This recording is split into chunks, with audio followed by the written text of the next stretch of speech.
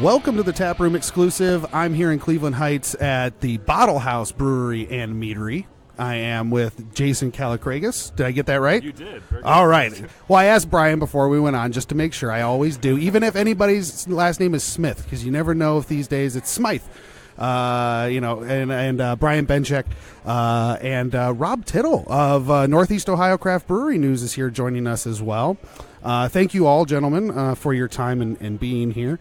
Our first episode is going to be about beer. That's how this place started. Is that what you're saying, Brian? Yeah, that's correct. Yes. And you guys were founded in 2012, right? Yes, we were. And was that when you actually opened doors here? 2012. Let's see. It's 2000. Yes, so we opened doors in 2012. Spent a couple years building the place out. Initially, we were going to do a brew on premise, and that's what the idea was. But that never actually came to fruition. We never did any brewing on premise. We opened essentially like a craft beer bar. We were pouring a lot of brands and beers that really weren't poured, at least in this area at the time. I mean, you got to remember in 2012, I think we were one of 5 licensed breweries in Cleveland. It may have been 6, and obviously it's grown exponentially since then. But oh yeah, absolutely. It's wild. And and so so we started off, and we didn't really have an idea of what we were going to be. All we knew is we wanted to make a space that the community could enjoy and come on in and have a beer in, it just organically morphed over the years to what it is today. And a big part of that was Jason. He started bartending, I think, on Sunday nights for us, and I actually probably only saw Jason maybe once the first year he worked for me. Yeah, so we opened in May. I got hired in August, and I'd been bartending at another craft beer bar. I'm just kind of getting interested in the whole thing. And like I said, we had a handful of our own beers, solid list of guest taps, and I just would start showing up and asking the guys what they were doing. It was Brian and another guy, Dave, who kind of were the original founders. And I just started, making suggestions like, hey, what, you ever thought about brewing this? You ever thought of brewing that? And kind of diversifying what we were currently doing, because there wasn't really an idea as far as we're going to be this kind of brewery. And it's, back then it felt like the Wild West. I mean, we were just making whatever we could make. And we were making small batches. We were doing half-barrel batches at a time. So it was, we had freedom to just kind of do whatever. We're hand kegging these things, shake carbonating these things, and then throwing them on draft and just kind of tearing through them.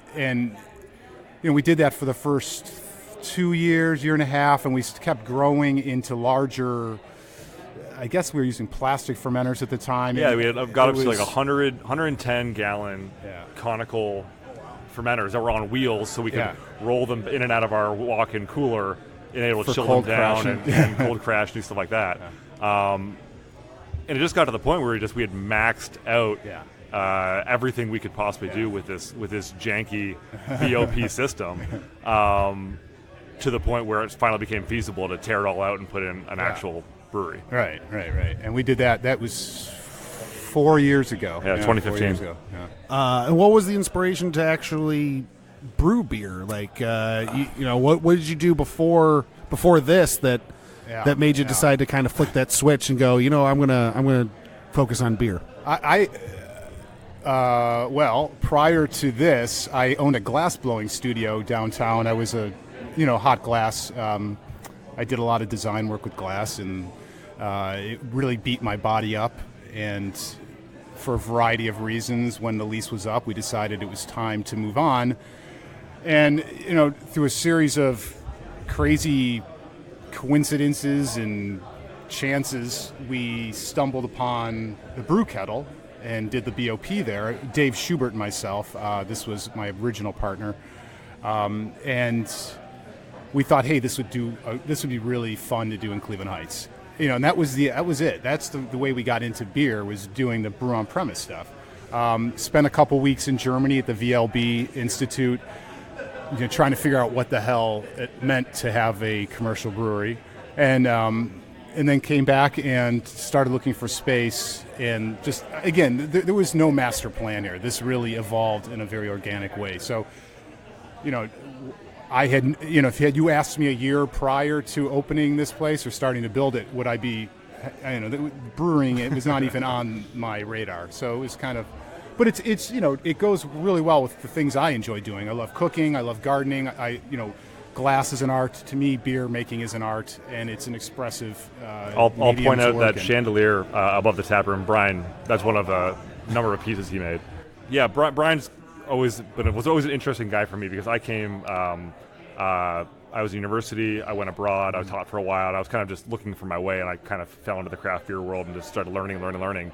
And Brian's a funny guy because he just does everything. So he's welding and he's plumbing and he's doing the electrical and he's brewing and he's doing this, and you just assume it's kind of funny, like, where did this guy learn all these things? And I think it was building your glass studios when you started doing a lot of it. Sure. And I come from a family of tradesmen. I mean, so it's always been around it, but literally the actual tricking the city into letting me do this stuff was a skill I learned building the glass studio.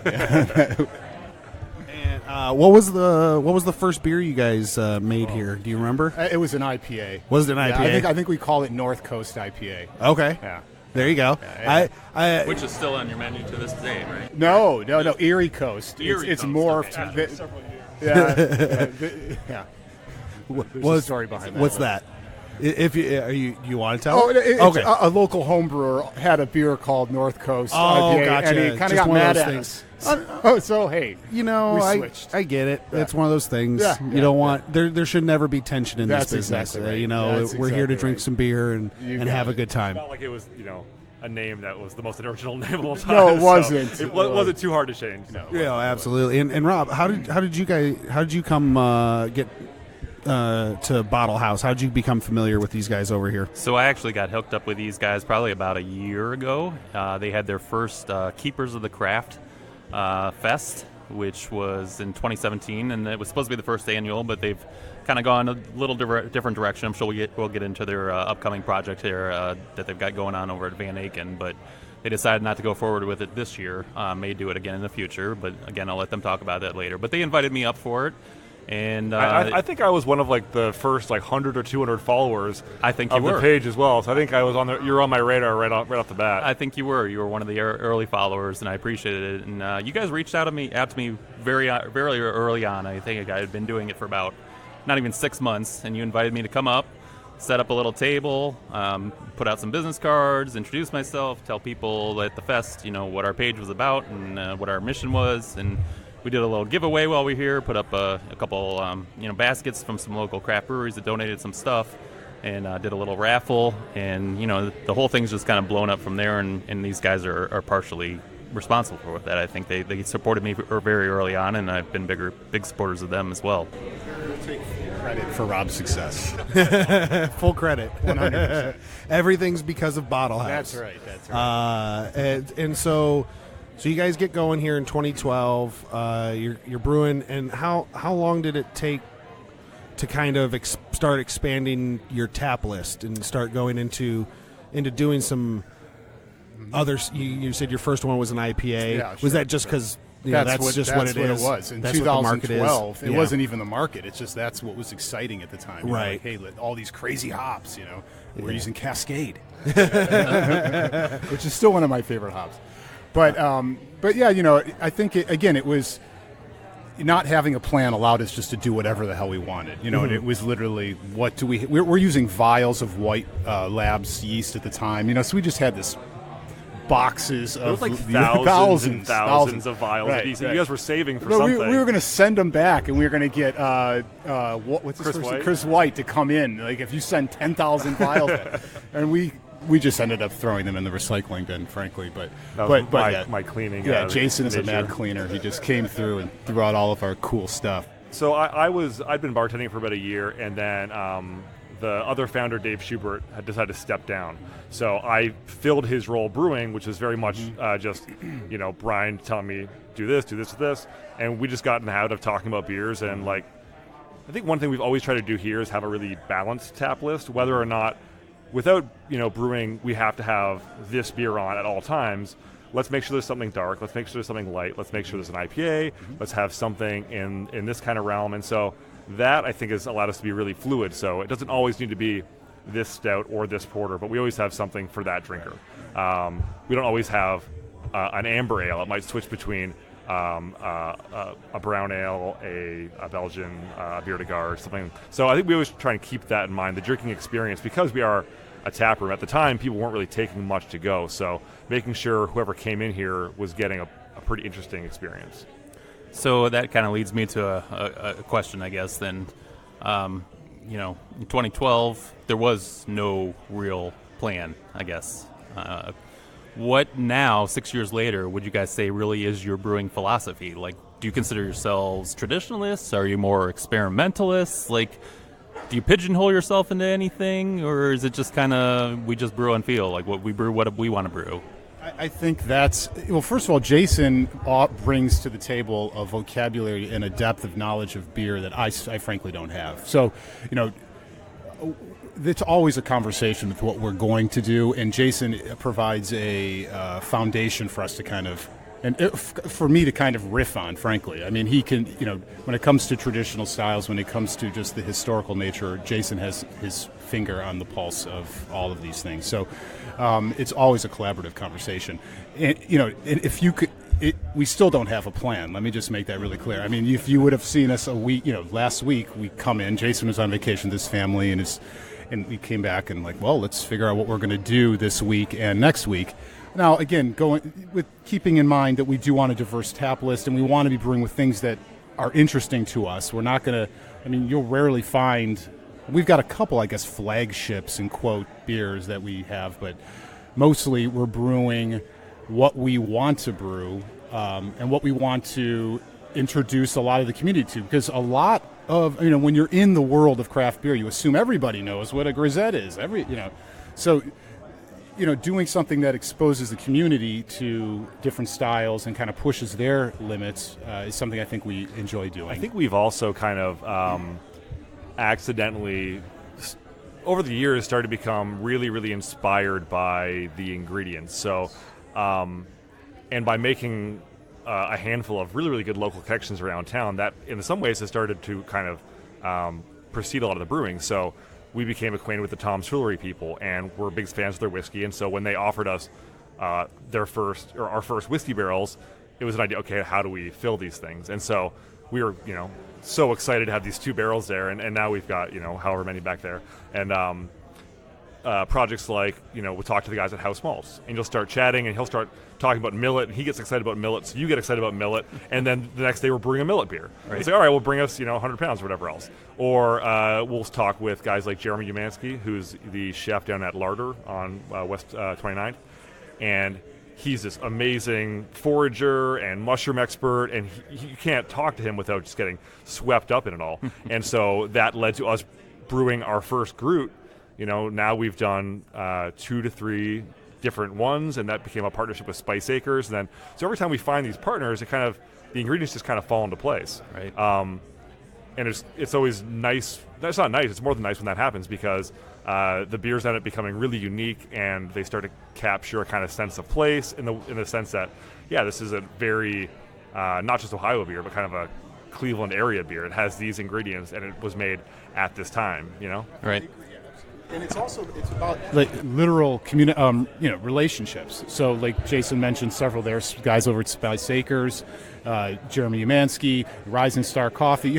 These are Tom's Foolery. The list goes on. And when the idea of a Groot wasn't that Jason and I said let's brew a Groot. It's just we were talking with Jeremy, and he said, I can get you spruce tips. What else can you get? Have you ever brewed with mugwort and yarrow? Right. No, let's do that then. Yeah. And so, it goes with our overall philosophies. It kind of goes back to the question, what did we want to do? What was our overall goal with the brewery? It was ultimately to have a place for community, and that's, literally at the core, if you strip it all back, we want a space where you can come in and be part of something, part of the community. So that kind of extends out with the way we are and the way we just naturally build relationships and kind of see where those relationships take us. It's great that you bring that up, because I talk a lot about on my page how you guys are probably, at least in my view, and probably in the view of a lot of other people that are really hardcore craft beer geeks, one of the, if not the most underrated brewery in the entire Cleveland, if not all of Northeast Ohio. Is that by design, do you think? I mean, No, we'll happily take more ratings and more business. I guess that's a bad wording for how I wanted to propose the question. But do you think your maybe lack of focus on maybe a certain style has maybe held you back from being bigger than you possibly could be? No, I think. Well, first of all, I mean, we can't keep up with the demand for the beers that we brew. So, for us, we're not. Okay, so there's a couple things. First of all, we do not have debt. We don't owe anybody anything. So I'm the owner. I don't have a partner. I don't have anyone really to answer to. I mean, I have to answer to Jason because he's like my wife, but we don't.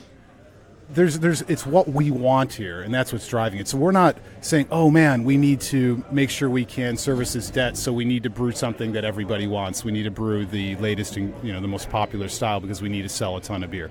We don't, we have no intention of distributing. Our model is different. We want to be part of the communities that we're in and let the community kind of define us as much as we can let them. I mean, and that's what we do. So.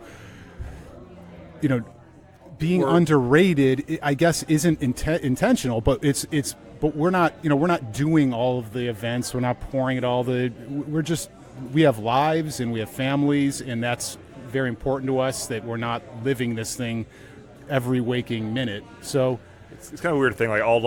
Because I like this kind of stuff, I'll crunch the numbers at the end of the year. Like, hey, how many barrels of beer do we make? How many gallons of mead?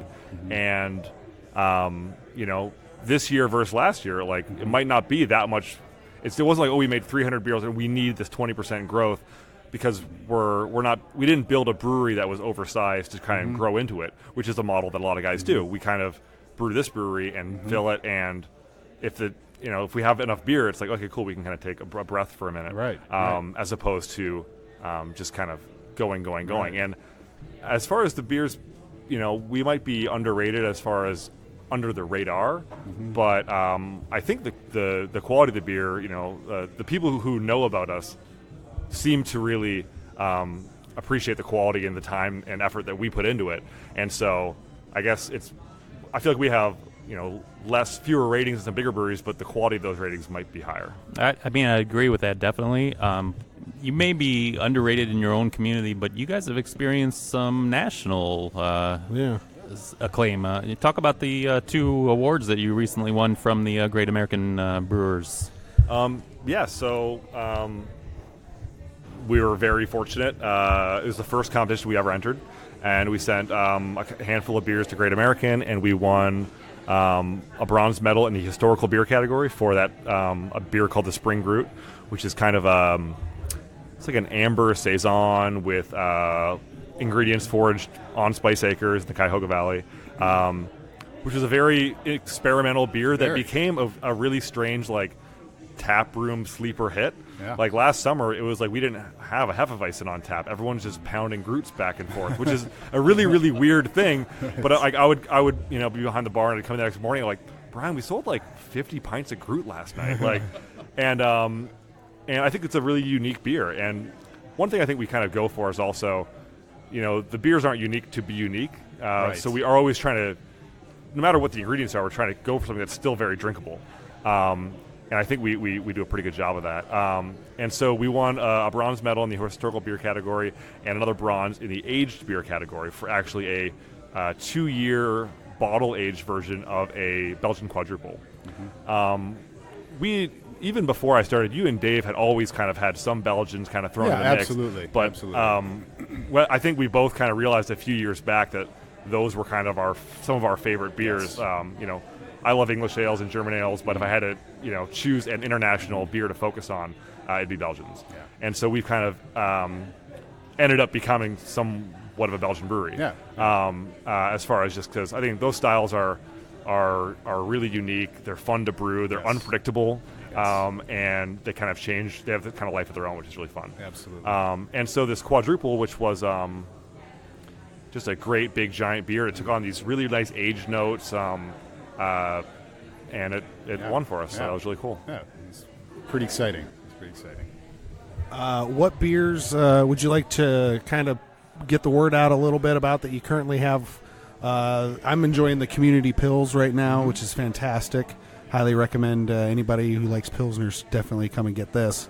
What else would you like to kind of highlight? A quick note about that Pilsner. That's brewed at ale temperatures in the 68 to 70 range under 15 psi.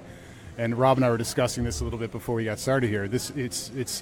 We don't know if the high pressure lager is actually a thing, but if you ferment a lager under pressure, you get the same reduction in ester production as you would at a cold temperature. So you can actually ferment this, which we have fermenting in the back right now, in the same 5 to 7 days as you would any ale, and there's no need for lagering for 3 months. So it's actually pretty interesting. But that's a little side note on that one. That said, we still end up lagering. We do. Not to not an extreme intentionally. degree. But that was actually a really nice thing kind of in our portfolio is when we opened up lagers. The problem for us was just we have 3 fermenters back there. Mm-hmm. And we have 19 taps here and 24 taps in Lakewood that are almost always full. And with 3 fermenters, that's really tough. I can talk more about how we kind of juggle that. But being able to do lagers in a little bit quicker time was really opened it up for us. So it's huge. There was a time I think we had, 30% of the menu was lagers at some point between a Vienna, a Baltic Porter. We were doing a Rauch beer. Beers that I'm excited about, I mean, we're both, I think, we'll talk about sours more later, I believe, but I think all the sours we're doing are just excellent. Our first ones we were doing were from single barrels, and so they were kind of what they were, and some of them were really, really heavily acidic, I think more than we might have liked, but they were still good. Now we have enough barrels that laid down that we're blending, so I think the sours we have on tap are really, really approachable, even though they're kind of funky and acidic. We're seeing a lot of new crossover sour beer drinkers who are kind of curious and they're kind of walking into it. So I think we would both say that if we were going to become more known for anything at this point, it'd be the barrel-aged sour program we have here, because that's, as much as we love everything we do, that's really the culmination of our experience and time. Yeah, I agree. Very cool. This has flown by, man. We've been going for 23 minutes. This has been awesome. A lot of information on this. Anything I might have missed, or Rob, maybe, do you have another question or anything that I might have not gone over before we close out the beer segment? Yeah, I guess just one more question, and we kind of hit on this earlier, with the traditionalist versus the more experimental. So the hot thing in the market right now, obviously, is the New England Hazy IPA. And I see Brian rolling his eyes there a little bit. So I'm going to go there. So probably about 6 months ago, you guys posted on Facebook a post that kind of went a little bit viral. So maybe talk about what that post was all about, what the intention was, because a lot of people really rallied to your defense and thought it was an awesome post. But you had a lot of other people that came out and said, "You guys are stuck in the past. What are you doing? So that was why you slamming the style? It's so hot right now." Talk a little bit about that post and how it went viral and what it really did for your business. So that was such a funny thing because that was intended to be for Jason and a couple other of our friends. It was not. I was harvesting yeast and I thought this looks really disgusting. Let's just poke some fun at the style.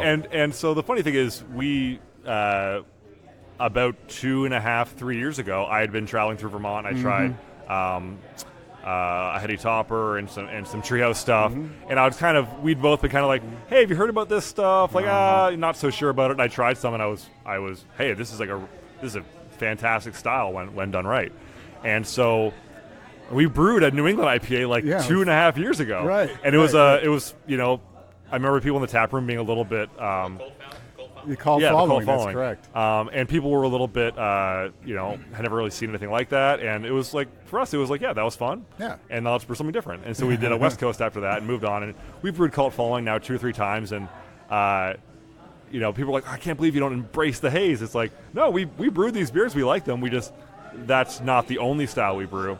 And I think at the time we'd really been talking a lot about the hazy IPA, how it morphed from a kind of a full-bodied wheat ale with bitterness into a milkshake Right. needs at least 18 tropical fruits, becomes essentially 5 alive. Right. And it had just kind of gone and gone and gone. And so we were kind of, I think that post was much more poking fun kind of at that. And it's the funniest thing. We get these, we try and use 100% fruit in everything, whenever we do, between the meats and everything else. And you get these guys who come to the back door all the time, these flavor salesmen who have these little petri dishes, here's raspberry, and here's this, and here's that. And you kind of put 2 and 2 together, and the stuff's cheap as opposed to fruit. And you start to look at the 6-packs on the shelf, you're like, well, how is this, milkshake IPA at this price? And you realize there's a lot of guys using these.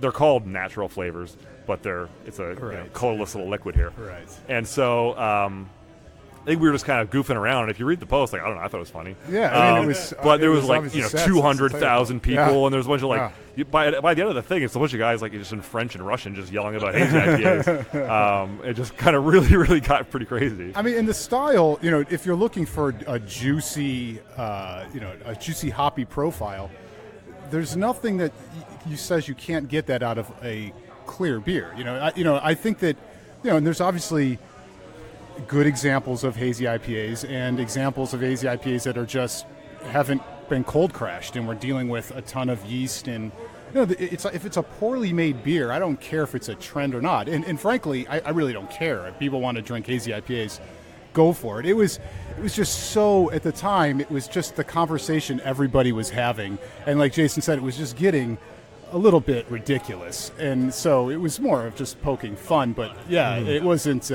We've got a cult following in the fermenter in the back right now, so it's not like it's not opaque. I mean, you could hold a light behind it and see through it, but it's I guess hazy. It may not be now. It's been back there for so long. I appreciate you guys taking the time to be here and for having me out. That'll do it for this week's segment of the Taproom Exclusive. Tune in next week, and we'll be going over meads. Fantastic. Thank you all for listening, and have a great night. Thanks for having us.